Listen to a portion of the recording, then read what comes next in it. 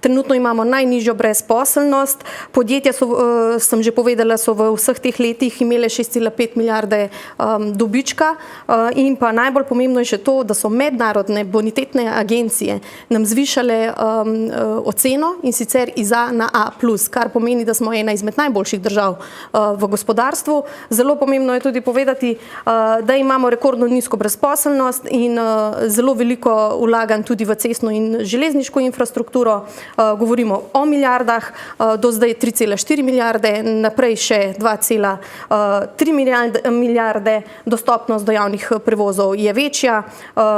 Plačno reformo smo spremenili, zakon o dolgotrajni oskrbi smo spremenili, pokojninsko reformo smo sprejeli in danes smo tudi zvedeli, da ne bo referenduma, kar pozdravljamo.